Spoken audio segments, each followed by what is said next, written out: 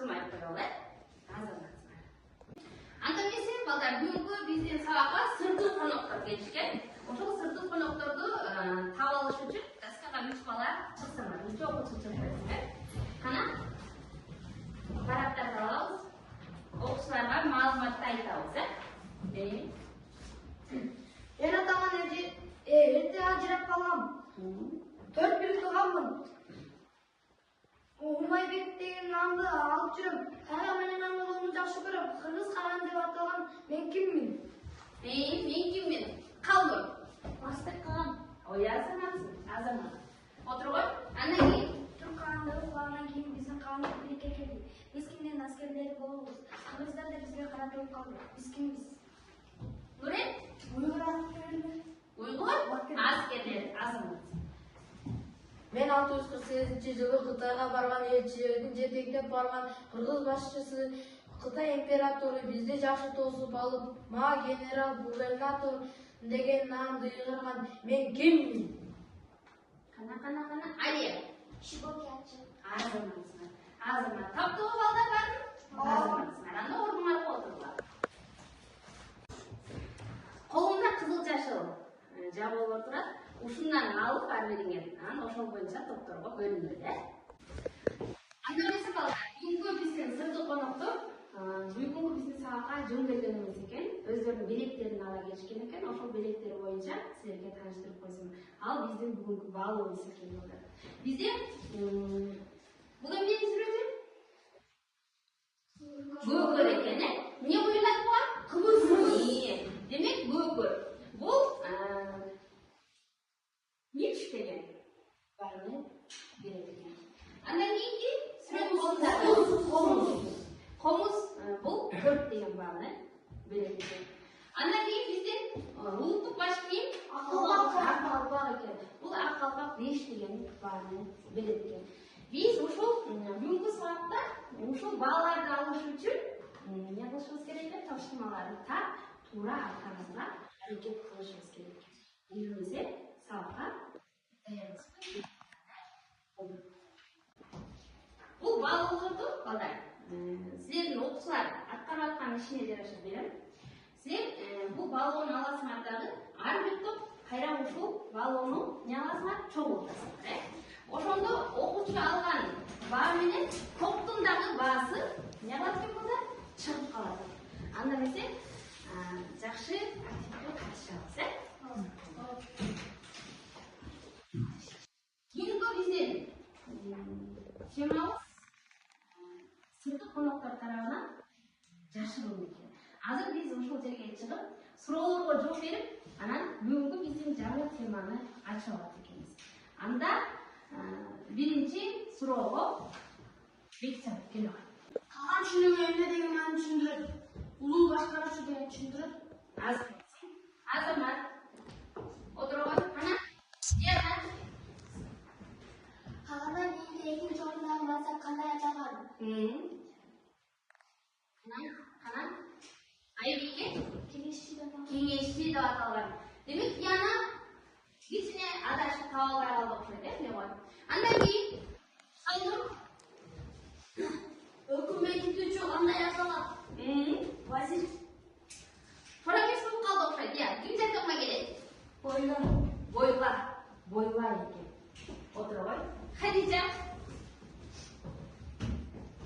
Тегиндер деген кимдер? Ханзадалар. Азамат. Тегиндер деген кимдер? Ханзадалар. Эрте чыккыла, кана. Алия.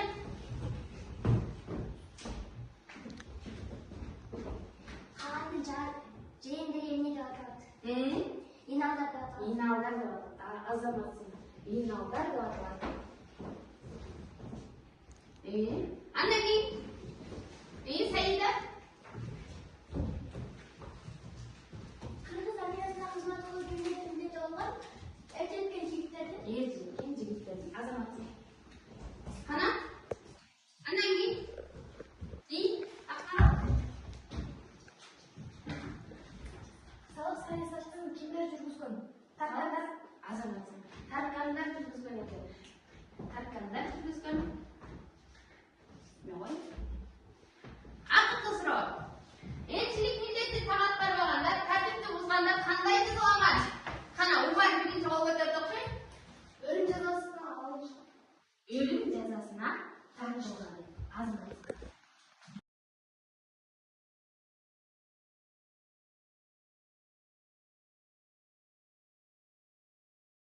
Анда эмесе балдар, бүгүнкү биздин сабактын темасы кыргыздардын куралдуу күчтөрү. Бүгүнкү сабакта балдар, силер эмнени күтүп атасыңар? Кана, Хадижа? Жокерлердин кандай куралдарды колдонгонун. Кыргыздардын жокерлери кандай куралдарды колдонгонун дейт. Нурислам?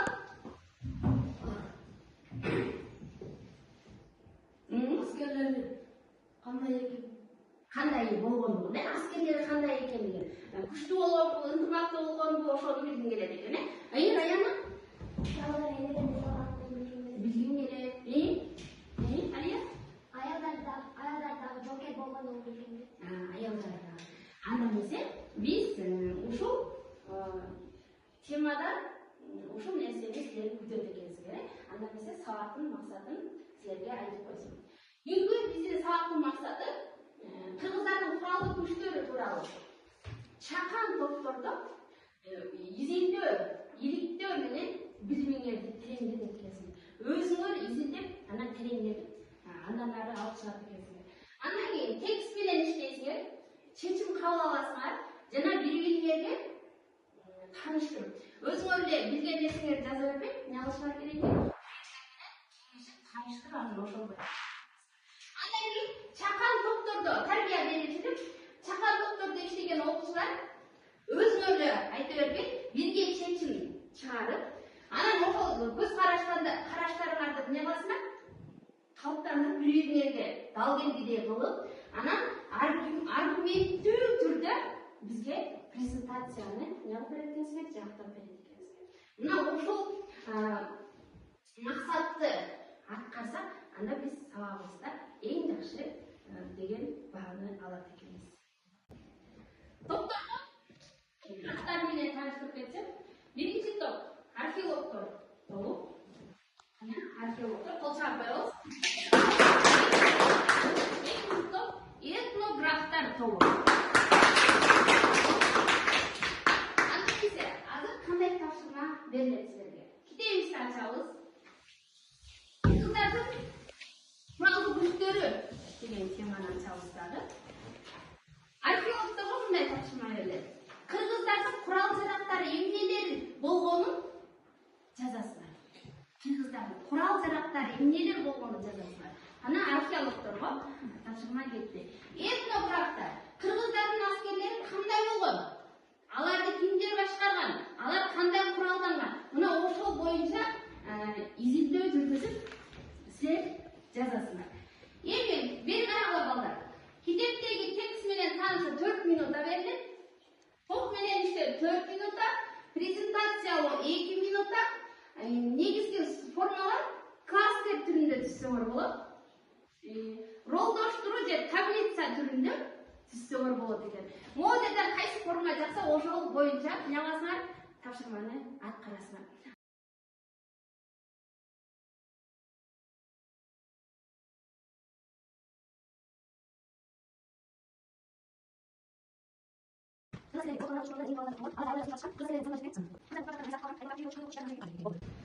Тарихи булактарда кыргыздардын атчан аскерлери 3 топко бөлүнүлгөн.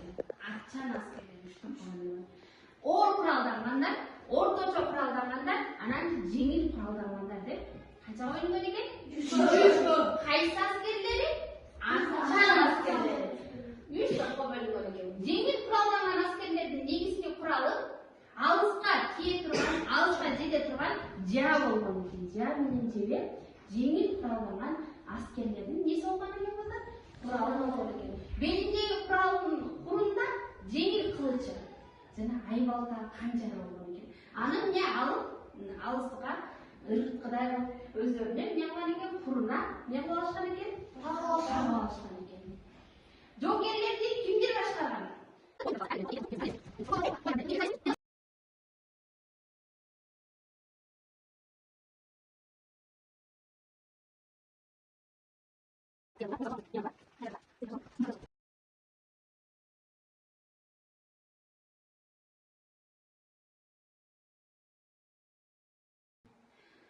Бүгүн биз сабакта кыргыздардын куралдуу күчтөрү жөнүндө билип алдык. Атчан аскерлери 3кө бөлүнөт. Кандай эмне болду?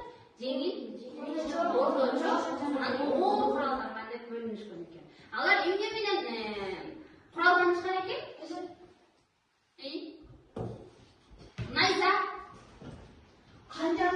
Анжар Айбалтамен барасыз.